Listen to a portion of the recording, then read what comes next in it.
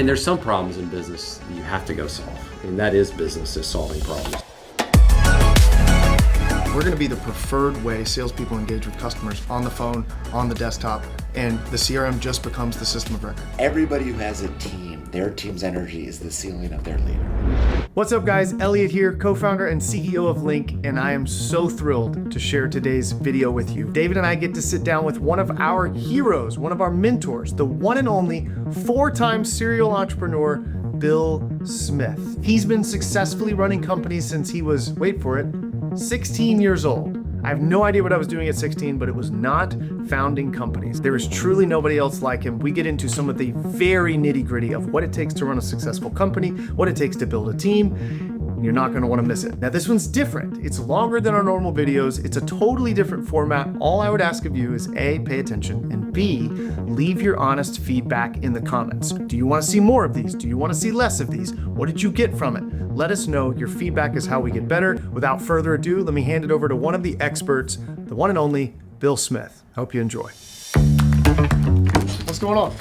I've got my number one problem. Okay. Do you have yours? We had to decide on one, but yeah, we do. Can we have start so with many. context? Because no one is going to know context. Oh, well, what we're Of doing us, here today. who we are? No, who you are. Like, introduce yourself. Yeah, absolutely. So, Bill's a G. I can intro Bill. Joining us now is Landing founder and CEO, Biz exclusive, the Landing founder and CEO, Bill Smith. Bill Smith. It's good to see you again, Bill. Good to see you, Cheryl. Elliott, Dave, we all work together Yeah. at Shipt, and I love seeing what you guys are doing, by the way. And the amount of energy you guys have right now, like seeing your videos and watching it, I'm like, these guys are killing That's it. what Jason said. That was surprising to me to hear. So we had so much fun together in the Shipt days. I mean, do you guys remember how much fun we had? Yeah. Oh, it's also stressful as We were hell. grinding our faces off. Yes. The app was going down every Sunday, all the things that were happening, opening up new markets, like all that stuff we did together. And now we're both doing it again. I'm doing it again at Landing. You guys are doing it at Linq. Yeah. And you guys are doing it big, and it's really awesome. We missed it so much that we, Shipt had sold. It was 2019. Bill had left to start a new thing. And me and Jared and Patrick were like, we got to go do this ourselves. Like, we want to recreate the magic. Well, startups are the most addictive drug out there. Truly. I mean, once you do it, you can't stop. You've done what, 4? Yeah, This your this is fifth? You're on Fifth your one. fourth or This, fifth? I'm on my 4th. Yeah.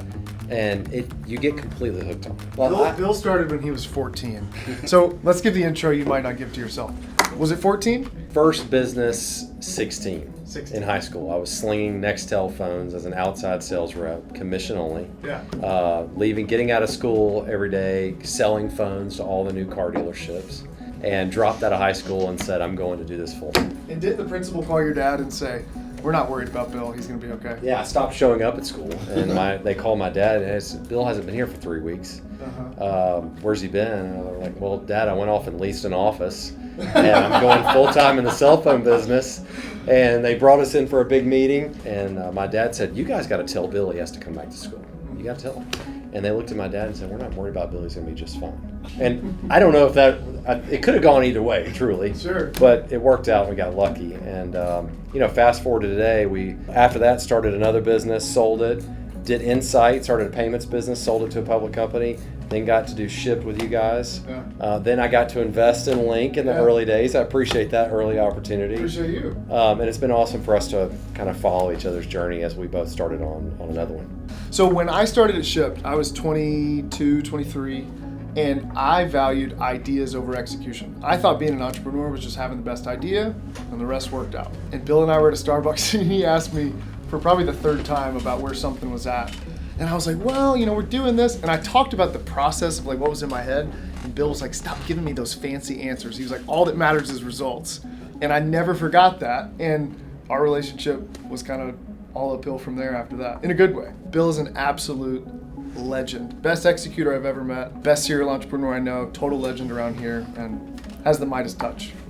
And so David and Bill got together via... One of our investors. Yeah, Ian Siglo. How did that happen? I don't even know the story. First company was a company called Moby Games. I founded in graduate school to basically get out of doing an entrepreneurship class. A competitive to get in, automatic A. I was working full-time, going to school full-time. And I was like, 10-minute presentation to never go to class. That felt like a really good use of my time. I ended up falling in love with entrepreneurism in school, took all these classes, changed the whole orientation. At the end of the school year, there was a business plan competition. We won. You got real money, right? Yeah, $50,000, which sounds like a lot, but it was less than my tuition. So it wasn't like I actually, they could have just given me a discount. But then we very quickly had enough money to like focus on it full time, then raise some money, and then sold the company really quickly. And I was like, well, hell's bells, Margaret, where's this been my whole life? And moved to Silicon Valley. Did a company that failed, did another company, tried to get Ian on board. We were too expensive and he didn't invest. And then we sold the company to Apple. Apple yesterday afternoon announced a small purchase for them. Yeah, Apple bought a company called Topsy Labs, a startup that was founded in 2007 and paid a little bit more than $200 million. Obviously and not. Ended up building Spotlight Search at Apple, which is the world's second largest search engine you've never heard of, embedded in every iOS and macOS device, used by now it's over 1 billion people every day. Spent 5 years at Apple, and there was like a transition period where at Apple they really value being an outsider and getting things done, but after our 3rd year as part of CoreOS, they value being an insider. I am really good at being an outsider and was less adept at being politic and being an insider in at that time 120,000 person company.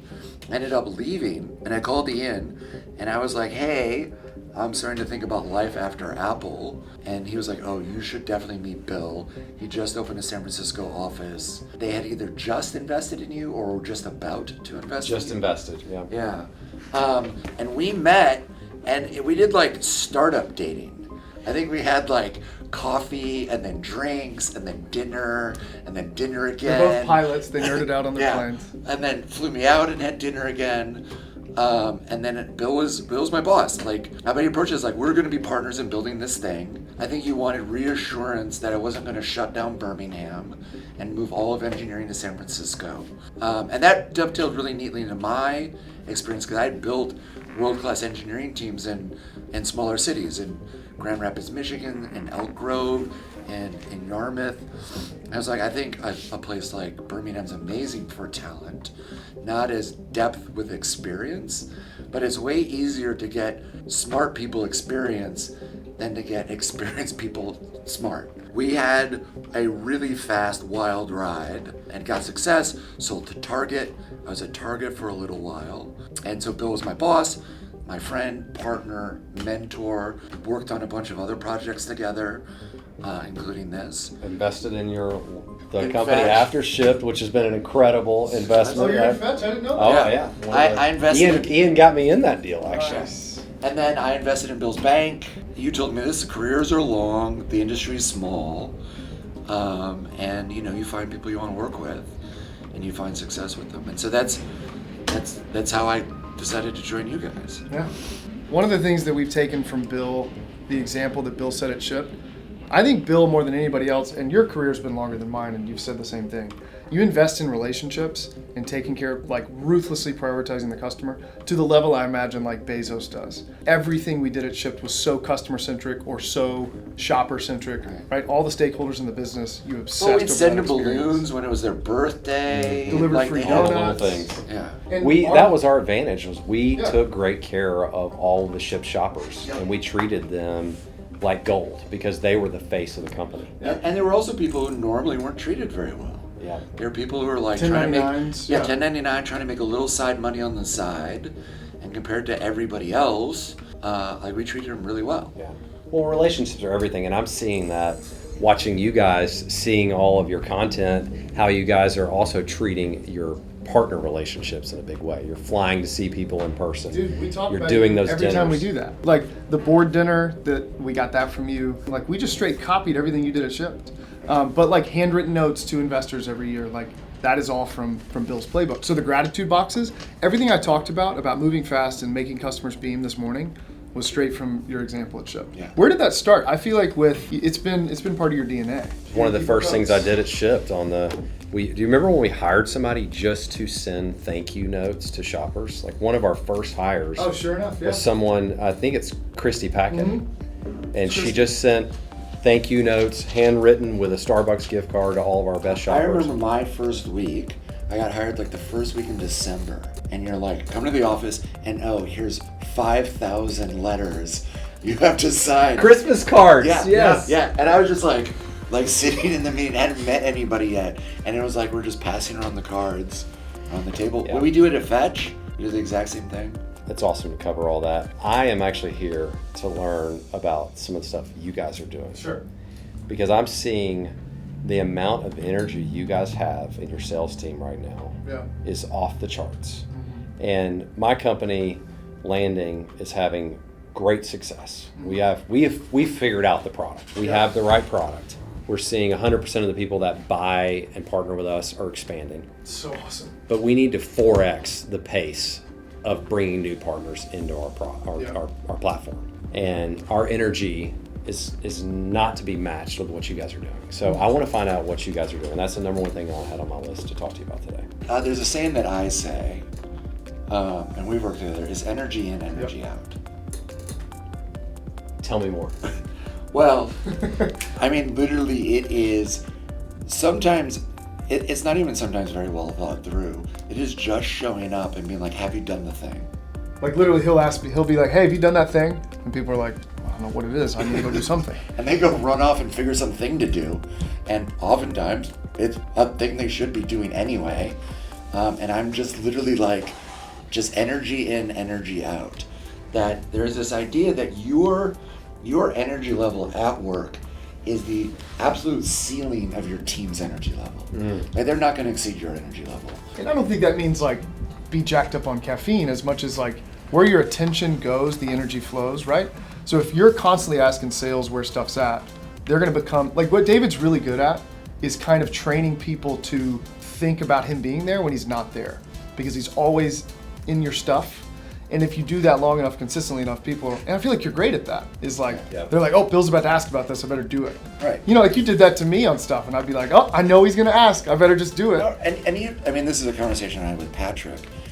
You know, like, not to throw Patrick under the bus, but Patrick, in many ways, didn't like receiving phone calls from me.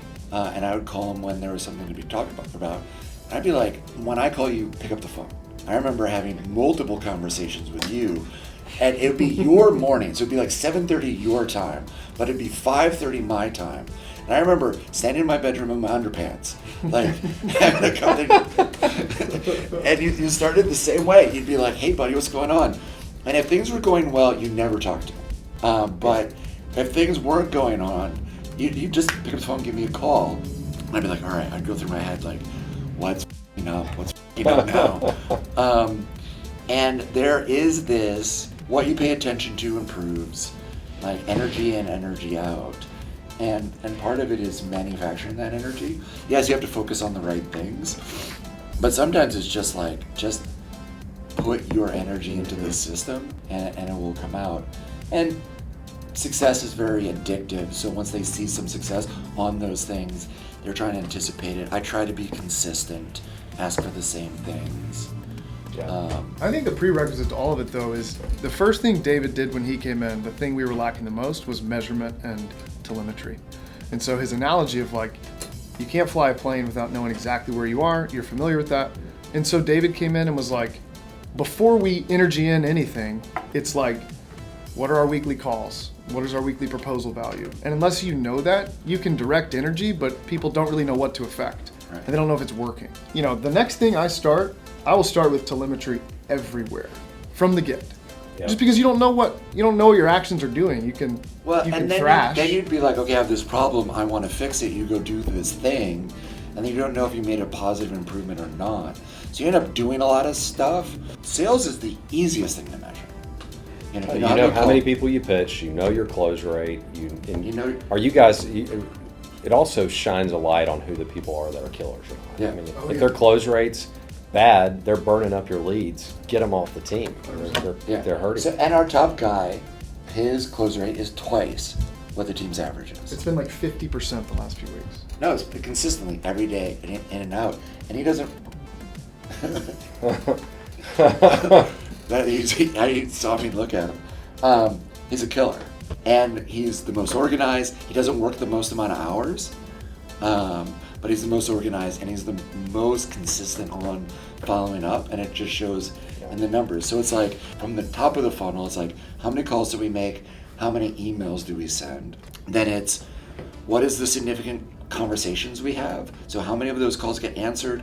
How many turn into a conversation longer than 90 seconds? I like that. Right? That's a good one to measure. Yeah, significant calls. Then it's like, how many emails are you getting opened? Then it is, how many meetings are you booking? So are you booking a meeting?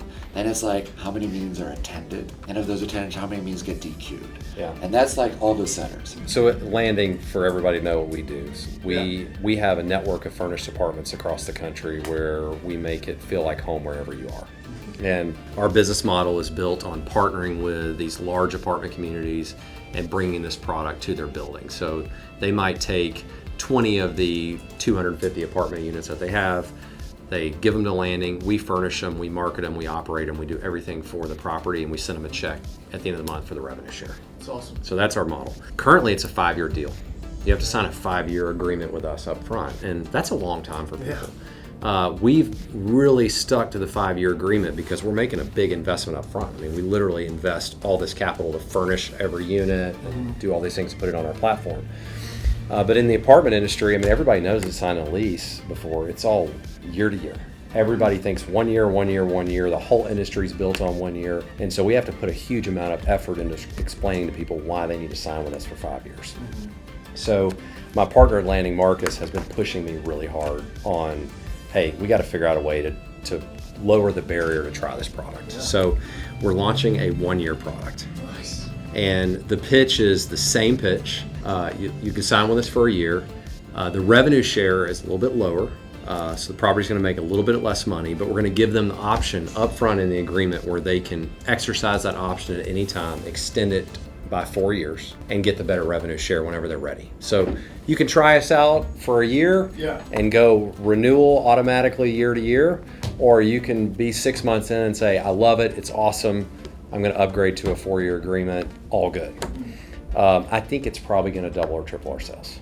Because I mean, you guys have figured this out. You got to make it easier for people just to get their foot in the door and try it. I mean, every single company, we've signed 250 ownership groups at Landing. Every single one of them has expanded 3 months after they've launched. So there you go. There's your confidence to give them the trial. Yeah. Right. To me, the 1 year is a trial. It is a trial because once they're in, they love it. All in the spirit of getting people up and running really fast with as low of a commitment as possible. De-risk it as much as you can. You know, it's pretty de-risked if you say everybody else has expanded 100% of the time, but, you know, could you even go more aggressive? Could you go like month to month on 10 units as like a trial? Yeah, or let us do one property. If you don't like it, we're gone anytime. Yeah. You know, I'm not worried about it because people love the product. Right. And it works. It really works every time. The way I look at it is like the way we think we're going to win are these like 4 quadrants. The first one is speed. And I think in the beginning, we indexed on speed in the wrong way, where we were fast, but ended up taking longer to do because we'd end up doing it 5 times. We were fast in circles. Yeah. Like we were with like a lot of motion, not a lot of progress. Slow is fast, Slow and is fast smooth. is slow is smooth, smooth is fast. Yeah, we have to be fast. Right now, I don't think we are fast. I wanted to be able to reach out to you, you want to do it, and I have the number for you right that spot. And there's still a lot of inefficiencies in the process, and use speed as a differentiator. You know, there is a competitor, and if they're slow as well, there's just like this tyranny of way the systems work, and we're doing a lot of stuff to make it really fast. How much time are you guys spending right now thinking about the next raise? About to be all of our time. We've been kind of prepping, like we've been stacking our months intentionally up and to the right. Like We have data, you know, we're putting together a deck. Last time we talked, you were like, when we met at Kava that day, you were like, I would slow down hiring reps. Really, like, what the problem we have is we don't have enough closers. Yeah, but what we've done is we basically created It's paying David for calls it itself, the I rock think. sorter, right? We put people in the BDR function, some of whom have experience, some of whom don't. They rise to the top and they become our killer AEs. So we don't hire any AEs. Everybody goes through BDR and we go 5, 7 at a time. And then by the end of 3 months, 2 are left. You know? Yeah. Like And they've self-selected. that's the rock themselves sorter. an AE. Like we throw them in the rock sorter. Are you hiring 2 people a week? How many are you hiring every week? We just hired this month. We hired 8. Okay. But it's, yeah, so weekly it's about 2. The target's been 5 a month, and now we're accelerating. So I was gonna ask you, are most of your leads coming inbound from marketing? Are they totally cold? Outbound. Okay, Yeah. so But ours we are highly targeted. Yeah. How many, how big is your TAM, would you say, in the US? There's probably 30, 40,000 groups out there. Yeah. I mean, one of the advantages we've had is we have a strong consumer DNA. Like we marketed digital business cards on Facebook and Meta, and they were with these, like, increasingly so now, like meme ads, right? Like we're totally not serious with our marketing really, and it gets people's attention. And people come through as individual kind of consumer leads, and they turn into 100-seat deals because the decision makers are on Instagram, you know, but we don't do a ton of expensive account-based marketing, traditional B2B stuff. So I was gonna say to you is, like, that's worked for us. You know, we do Meta, that's where most of our spend goes. It gets people's attention, they book meetings, and we turn them into big deals. We're probably missing a huge opportunity of doing much more traditional SaaS deals. And this is more been on a necessity of needing the cash in the door quick, is not having the runway to do a 6-month Sell cycle. Yeah. Yeah. So Like, you're not prioritizing those deals. Right. Yeah. Can you create a side team that's Well, that's what we're gonna do. So that, the guy you met today, the new head of sales, that's his thing. I can tell he knows what he's doing. He's by so the way. sharp. Yeah, Well, the he's other sharp. thing Is he a is- Birmingham guy? No. Okay. All right. He was at better.com. He was like their head of sales. Okay. This is the first time running sales for me. So I was just like, I don't know what the fuck I'm doing. And I called everybody I knew. I talked to Jason. I'm like, hey, what the hell are you guys doing? Tell me what I'm doing. The nice thing about knowing what you're doing is, like, they would tell me to do something on Friday and I'd go do it on Monday. Yeah, they're like, you need to buy a Rolex. And why don't I buy a Rolex? Like, you know, you need to go get some coaches. I'm like, all right, where do you find coaches? And I'm like, so I hired a bunch of sales coaches because I can't give them sales coaching. Like, I'd listen to them and be like, Who are you guys using for sales coaching? a guy who went to school with Jared was like just this killer sales guy. And I called him up and I was like, hey, do you know any sales coaches? And he's like, yeah, I know a handful. So I'm like, you give me their number? You mind if I call them? I called them and I picked a couple I liked. Are any of them working? Keith's one of them. So that's the thing. He Okay. called these 3 coaches to basically run the I actually sales called org, more like and 10. David coordinated them. And the guy who rose to the top was Keith, and we made an offer to him last month, and he started. Okay. Yeah. Today's So I'm a Friday. big believer in, like, hiring in 2 ways. Either people I've already worked with, and I know they're awesome, or abject beginners that are kids right off the turnip truck, and kind of nothing in between. Mm-hmm. And so a small cadre of people with experience who you've worked with and you know they're good, you know they're compatible with what you're trying to do, right? Either they've worked with you directly or they've worked with, like, the one guy you trust who they've worked with. And that's the nucleus of the company. And then you fill it out with like just hungry kids who just don't know any better other than to listen to you. All the coaches are good, but David one time posted in Slack and was like, hey, can you guys give me feedback on the sales coach that David did? He wanted coaching. And the other 2 guys were like, hey, that was pretty good, man. Nice job asking for the close. And Keith was like, here are the 8 things you did wrong. And we were like, That's our my guy. That's our guy. Yeah. I don't need someone to tell me I'm doing good. Like, I already know I'm good. Like, you don't need to. What are you gonna do? Make me feel better? Like, I want. Well, you want the guy that's not afraid to tell you Yeah. that you can do these 8 things better. Oh, he was like, your intro's way too long. This is not an investor call. These people on the other side don't care that you've done all the. Do you have a split between your BDRs, like your cold outreach, and your closers? Or are they all doing the same thing? No, we have a separate BDR team. Our BDR is mostly very simple emails. Really? You know, we still have not found anything better than that right now. We're trying to figure out how to use Blue, but I think we got to figure out our use case a little differently. I've actually some thoughts on how you use Blue, which is your AEs, you know, your closers are also doing your account management, and that's where you should put. And that way you get to record all the transactions that are happening in there.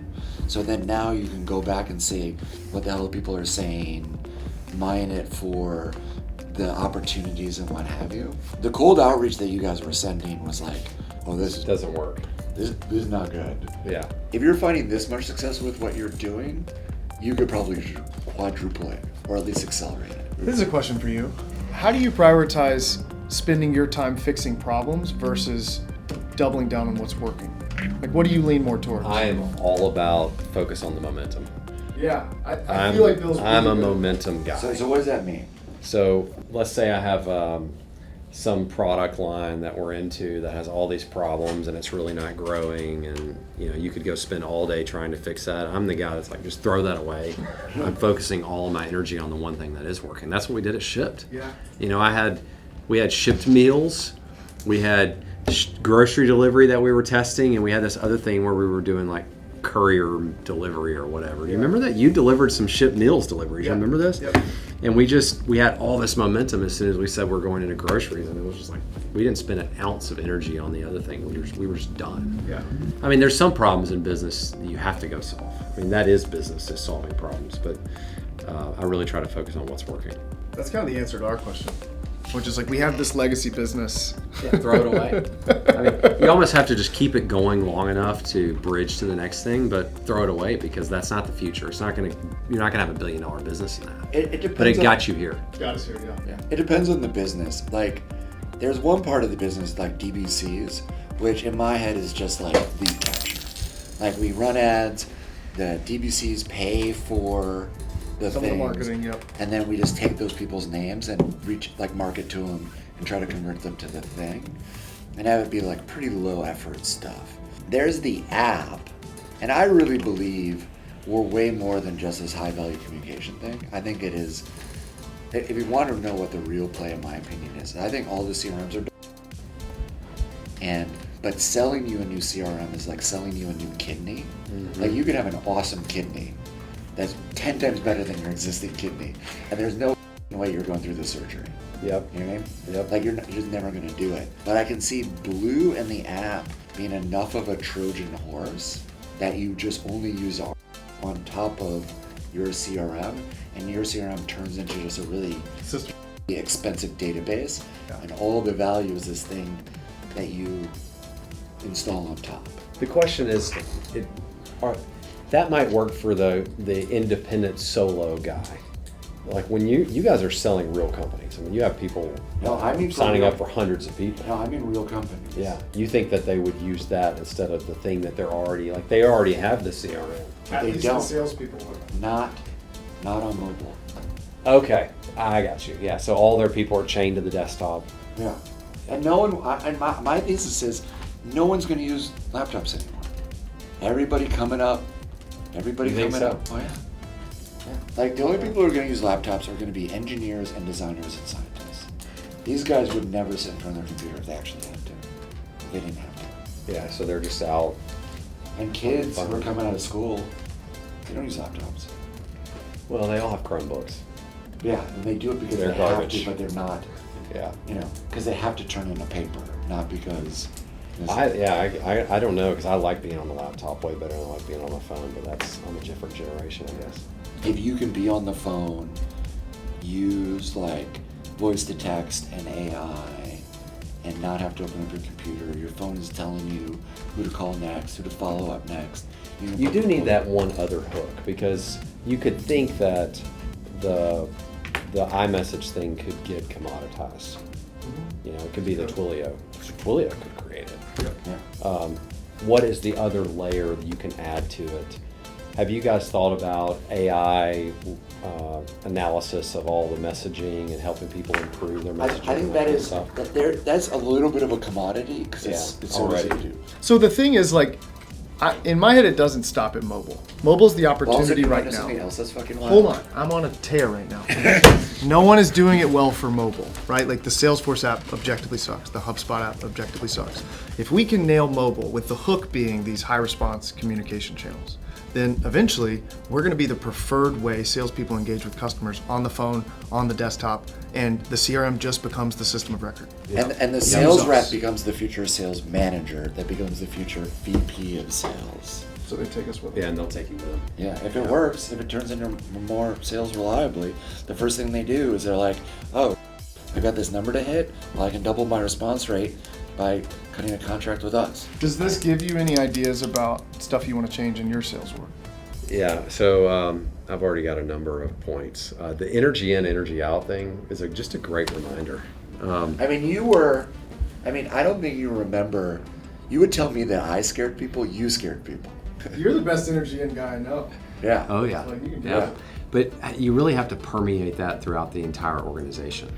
You know, when you get to a certain scale, like you've got to be able to inject that.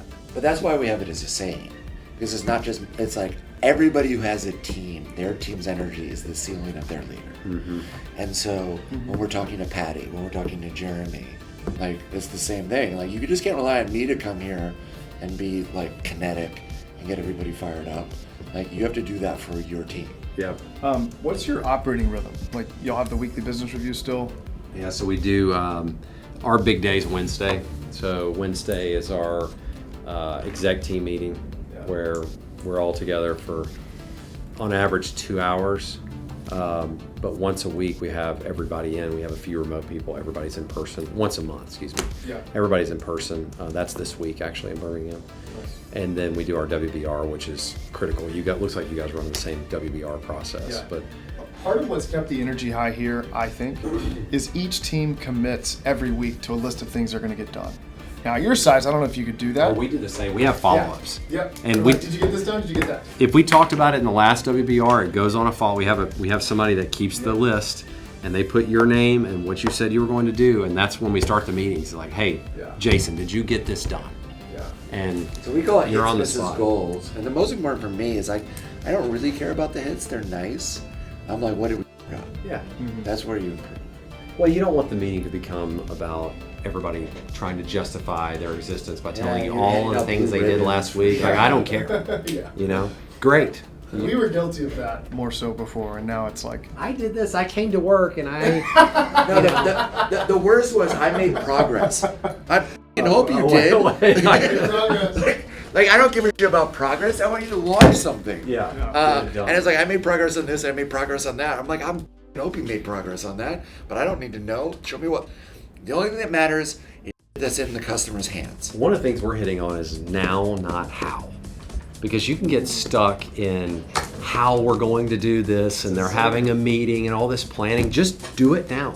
Do it now. The longer you take from the time we made the decision to do it, the harder and more complex it gets. So if you just do it now, We have it's this simple. guy, we're like, we need, like, so B2B, you need like testimonials, you need case studies. Like, you need to build up the foundation of trust of other customers using your thing.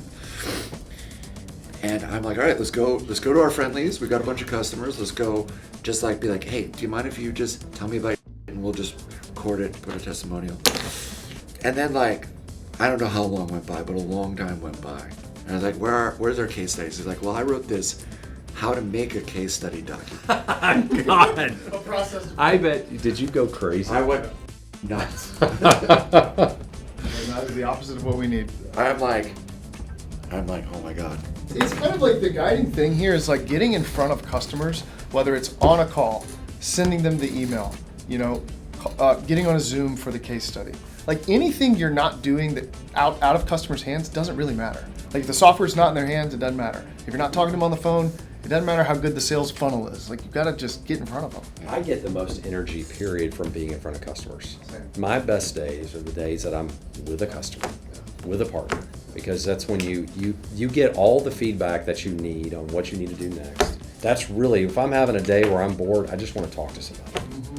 The visits we've done and the videos to the customers has been such an eye-opener for me. And Tony And Somerville, you hated it. I hated the idea of it. I was like, this is such a waste. Like we can Zoom with them. Tony Somerville told me the same thing.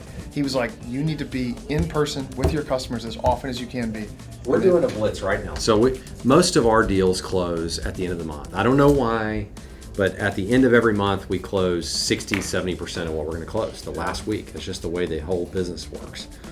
So we are planning a blitz right now, starting the first of this month, first of next month. All of us are going out to see customers for the whole week. And it's going to be like, how many meetings can we have in Dallas? And then we're going to Denver, and then we're going to Austin. And we're just I going want to to tee blitz. that up while we're fundraising of going out and meeting in person. All of your fundraise pitches should be in person if you can. They definitely are. Yeah. I mean, I'm okay. My kids are like 11 and 13. Like, Tay knows. We've got a. Oh, and you think it's easier at that age? they're so self-sufficient. They don't even want to see me right now. My oldest is like, I'm like, hey Zoo, what's up? And she's like, can you shut the door? I think it's harder for mom when they're little babies, like that. It's harder for you to be away for mom. Yeah. But then once they get to our kids' age, you know, my two older ones are 10 and 11. It's harder for the kids when I'm gone. Like, they want me there, but that's just part wait of till it. they're 13. And then they're ready for you to be done. Yeah. But like Tay and the boys are gonna come on the road with us for a couple weeks, you know, Oh. and just be in the hotel, like, because We'll it's see tough. That last 2 weeks, I don't know Maybe about it will. that. Yeah. But it's tough. I mean, we're gonna be on the road for a month, and But look, when you think about the effort that's required to build a startup, it's extremely difficult. But when you think about how much payoff there is for that investment of time, it's going to pay off for the rest of your life and your team. Yeah. It pays off for your team, and you get to see all of them have a huge win and huge success. I mean, it's worth it. Well, and the other thing is, it's like you said, you know, we're also doing this so we don't have to get a normie civilian job. Yeah. You know what the challenge you guys have right now is there are so many opportunities. You have to really choose where you're going to focus. Yeah. That's really a hard place. I remember going through this at Landing. I mean, we had so many things we could do, Really? and we spent time chasing different things because we were trying to get product I'm market not fit. bad at that. And we just, Because I remember I'm bad that, at that. I was your counterpart to telling you not to do. yeah, and you were very good at it. Yeah. Yeah. how did you? Can you want to talk about that process at Landing? Because y'all did a lot of stuff, and then you focused really hard. Do you want to talk about that at all? Well, it's really not that sexy because we were trying all these other things to figure out the right product market fit.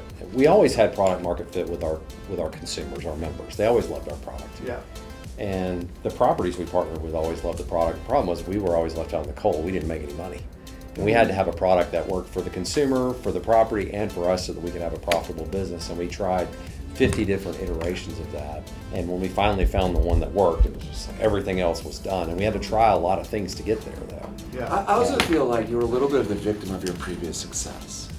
Is that at Shipt, we were always constrained, so we had that constraint to focus us because we couldn't do a bunch of things. Yeah. Right? Yeah, and we were able to raise unlimited money. Yeah. How much And did you raise? 100, 300 million? We What raised can you about say? 350. Yeah. Goodness gracious. Yeah. Yeah, and so Yeah, you can do all kinds of stuff with You that. can try a lot of things. right, and so at Shipt, we were always cash constrained. Yeah. I think constraints are good in hindsight. Well, I haven't been on the other side, but we've made our best decisions when we were up against the wall. Yeah. Oh yeah. And 'Cause you look at have the to. energy with which you're executing. What it's focus.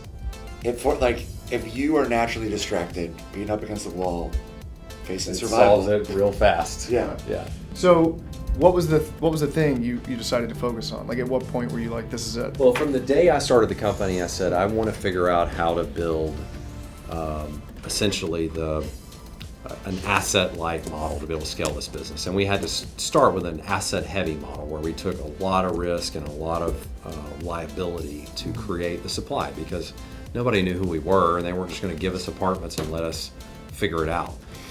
And so I always wanted to get on this asset-light version of the business. Didn't know how to do it. Couldn't figure out the model. We tried 6, 7, 8 different models along the way. And I finally realized that we had built enough credibility in the industry to go and try to sell that version of the product. And I spent the time talking to potential partners and pitching different things until we kind of figured out, okay, people like this thing. And once we figured that out, then we were able to start. We sold our first few deals and we sold a few more. And then we said, okay, we are all in on this. We're burning down the old business. We're going all in on the new business. And that was a really hard decision. And Marcus really helped me get over the hump. It's really good to have a partner. I think that's why y'all have a really good partnership because you guys are so transparent with each other. Sometimes you need somebody to like push you off the cliff. We fought a lot though. It's active tense. Yeah, but that's the best partnership. That's what I need to bring Marcus in. You guys need to spend some time with him. But that's what we have. We can have those hard conversations, and sometimes I'm pushing him off the cliff, and sometimes he's pushing me off the cliff. I remember that Elliott phase. called me an asshole and then hung up on me. You were probably being an asshole. That's Not not the first time probably. that's happened to you. No. I was like, that's it? That's Oh, the worst thing. those are notches on his belt. What would you say is your like competitive differentiator, and how do you think about competition? As a business at Landing, our differentiation is we are able to generate demand. I've always said you've got to own the cookie, Yep. and we own the cookie, which is the customer. Yeah. And we have been able to build out demand from all these different channels to keep these units filled at a really high occupancy percentage, which is all that matters. And that drives the revenue for the partner. So how would you say bigger picture, like, you know, Shipt, your previous businesses, how much did you index on competition? Because something I've been guilty of is like, we got to beat them. If they're doing that, we're going to do it better. I don't even pay attention to competition. That's his thing too. I feel like is that a maturity thing, or have you just always been that way of like never thought about them? I don't know where it comes from. I've just never paid attention to the competition. Yeah. Because if you pay attention to the competition, you will become A shitty version. you'll be a 6-month behind version of whoever that person is. And we kind of did it our own way. Now, one thing I have learned is it's helpful to know in the background what's going on, but not focusing on trying to play catch up all the time. Because whatever feature they launch, that may not even be worth doing. Like, I think Exactly. it was something we did well, but also something we could have done better, is we didn't anticipate Instacart's reaction to us. Because when we won Meyer, they were like, the CEO came up and said, those are never doing this to us Yeah, again. they tried to put us out of business. Yeah. But we kept going up head to head with them and kept losing. And I think we could have been more aggressive in a way if they were more frontal lobe. I think we were not aggressive enough in hindsight. Yeah, that's why I think so. We too. thought we were being aggressive, and we were not being nearly aggressive. Because enough. they were buying deals. Oh yeah, they were giving equity to people, Yeah. things that we really, we could didn't have even think done- about it. Yeah, and we never really, after that moment, got a big, meaningful deal. We got like smaller ones. Well, I mean, we sold the Target right, it's just a few months later, so Yeah. we don't know. And things changed They do after change. that. I mean, I'm glad we sold them when we did. I think it was great. It worked out great for Target. I mean, it's been fantastic for them. It's fantastic for us. Everybody won. That was a win-win-win. That was the other thing. That was a big lesson I took away. Is the way you're successful, everybody's got to win. Yeah. Don't try to like grind up the deal, grab all the money on the table, even if you can. Are you sharing this content out with all these leads? Like, do they? Is there some type of process where they're seeing all this? So the biggest gain we've had from the content is hiring, by far. Like, people come in, Yeah, they want to work for you. people walk upstairs and they're like, I saw this video, I want to work here, what do I need Elliott's to do? famous. People act like I'm famous, it's a weird thing. But that's been the biggest, but we've started to see Customers. it. We've started to see it happen in customer calls. They'll say, hey, I saw the video about you guys flew to the thing, that was so cool, we want our response rates to go up too. We haven't measured it, but we're starting to see it. Yeah, can you put that on all, like a link to your content on all your emails that are going out and stuff? Yeah, it just makes you it shows that you're a real company too. Are you wanting to do more of it? Yeah. I think I really like to help other people on their startup journey. And so just like what you guys are doing, you're showing people what it really looks like to build a company. I think people think it's so sexy. It's not and sexy. It's not sexy. Yeah. Very rarely is it sexy. I mean- I think we should do this more. Like, as often as you want to do this, we should do this. I think we should. And I think we should start doing some of our own stuff too. 100%. And then we can get together and do stuff. The hard thing for Elliott was showing what I think is the juiciest bits, but the stuff that doesn't necessarily put us in the best light. This last video was tough because, like, I got out of line mad at an employee. I got personal with my critiques of him, and and in the video he recounts it to David on the phone, and he's like, Elliott said F in this and F in that, and Tay's Tay's looking at me like, did you say that to him? I'm like, no, but it's not my narrative. This is like reality TV. But also, it's also what he heard though. It's what he heard. You know what I mean? Because like you would get mad at me that people thought that I said. I was like, I didn't say that, but it was absolutely what they heard. Yeah. And so. It is risky, but it's paying off. And I know it's not the top of your list, but I think the other thing that's cool for us being from Birmingham is like showing people that we're doing this kind of stuff outside of San Francisco. I haven't seen any of these videos from those billion-dollar, SF startups. Yeah. None of them do this, and they have more juicy But you stuff. could than we also do. make the other case that maybe they'd be like, we're too busy to spend time on that. I think it's an advantage. I think it is proving to be an advantage for us. Our competition, not that I'm thinking about them very often. But, Never, hardly ever. I just thought, But I mean, really, like almost no one is willing to do this because it's a weird investment. It takes time. We're not in meetings. We're not operating the business. But Well, to the your other point, it thing shows is- people you're real. Well, the other thing is they don't have Elliott. Yeah, not every founder can do that. No, you can't. And- Not every founder is so good in this medium that you want to exploit your advantages. right? Yep. And you have engineering advantages, you have speed advantages. If you have the best owner or talent in front of the game, you put them in front of. I've seen the benefit of putting a lot of my stories out on Yes. LinkedIn and X, and how many people see that, appreciate it, and it's hugely helpful for recruitment, which in the game we're in, that's the number one resource is talent. Yeah. Talent. So if I can get more people to understand me or the company and that want to join, that's worth it. You've gone viral a few times just with your written stuff. I think you doing more of this, people will eat it up. Yeah. All right, guys. Good to be with you. Till tomorrow. Love seeing all you're doing. Good to see you. Be good. Thanks for Dude, coming keep by. killing it. You too. Be good. Dude, look at this place. It's crazy. Look at that. We have 50 people here now. It's happening. 6 months ago, we had 23 people. It's insane. It's insane. See ya. Good to see you, man. I love that guy. I owe so much of everything we're doing to him. So that was cool. All right, if you're seeing this, you made it to the end of what I hope was an incredibly entertaining and informative video. Bill has taught me so many indispensable lessons over the near decade that I've known him. Here's what I'd love from you. Let me know in the comments what you got from it, and if you want to see more interview style videos like this, we have a roster of people we could go talk to. We want to do it if you want to hear it. Thanks so much for tuning in. I'm Elliott, co-founder and CEO of Linq, the app to meet, manage, and close more deals. Until next time, talk to you soon.